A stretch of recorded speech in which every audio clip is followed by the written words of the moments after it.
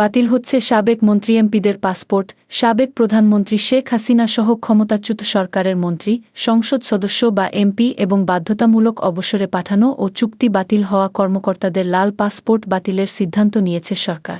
Passport অধিদপ্তর তাদের passport বাতিলের প্রক্রিয়া শুরু করেছে বলে স্বরাষ্ট্র মন্ত্রণালয় জানিয়েছে। সাধারণত দেশের রাষ্ট্রপতি, প্রধানমন্ত্রী, মন্ত্রী ও এমপি এবং তাদের পরিবারের সদস্যরা লাল পাসপোর্ট পেয়ে থাকেন, যেটিকে কূটনৈতিক পাসপোর্ট বলা হয়।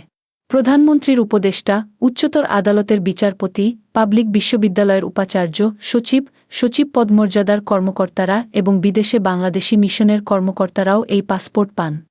লাল পাসপোর্টধারীদের বিদেশ ভ্রমণের জন্য কোনো ভিসার প্রয়োজন হয় না। তারা সংশ্লিষ্ট দেশে অবতরণের পর অন অ্যারাইভাল ভিসা পান। কূটনৈতিক পাসপোর্ট সব দেশেই লাল রঙের হয়ে থাকে। এ মুহূর্তে দেশে কত সংখ্যক লাল পাসপোর্ট রয়েছে তা জানা সম্ভব হয়নি। লাল পাসপোর্টধারীরা ৪৫ দিন ভিসা ছাড়াই বসবাস করতে পারেন। এই পাসপোর্টের সুবাদে সাবেক প্রধানমন্ত্রী শেখ হাসিনা ভিসা ছাড়া ভারতে অবস্থান করছেন। এ সময়ের আগে যদি তার লাল পাসপোর্ট বাতিল হয়ে যায়, তাহলে তাকে বিকল্প চিন্তা করতে হবে। একই সঙ্গে ভারতকেও এ নিয়ে চিন্তা করতে হবে।